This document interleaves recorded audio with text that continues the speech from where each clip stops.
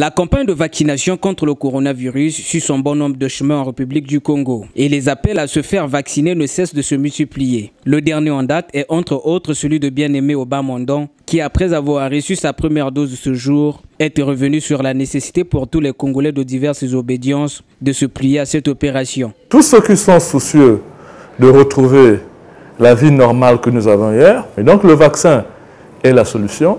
Depuis que nous prenons ce vaccin, il n'y a pas de mort. Donc nous appelons les Congolais, les acteurs économiques, les entrepreneurs, en tout cas, toutes les personnes qui estiment qu'aujourd'hui il faut revenir à la vie normale, de se faire vacciner. L'élu de Gamboma 2 justifie son cri de cœur par le fait que la vaccination est le moyen par lequel l'on pourra atteindre l'immunité individuelle et collective. Ce afin de sortir de nombreuses restrictions dont il s'est permis de rappeler depuis que le pays est sous l'emprise de cette menace sanitaire. Depuis mars 2020, notre vie a changé. J'ai perdu ma liberté et tous les Congolais ont perdu leur liberté. Ça a d'abord commencé par le confinement général.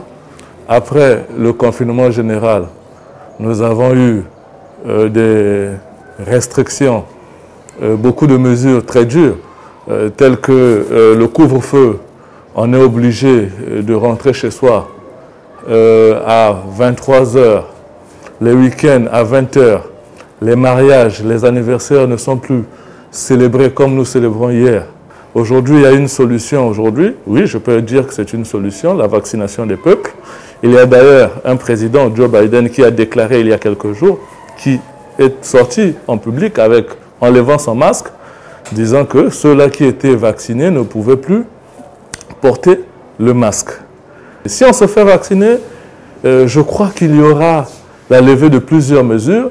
Je crois qu'on sortira des couvre-feux et de toutes ces mesures qui deviennent aujourd'hui un peu insupportables. Pour immuniser sa population, le Congo a opté pour deux types de vaccins qui sont Sinopharm et Sputnik. Sur 60% de la population visée par cette campagne, seulement 3% des Congolais ont déjà reçu au moins la première dose.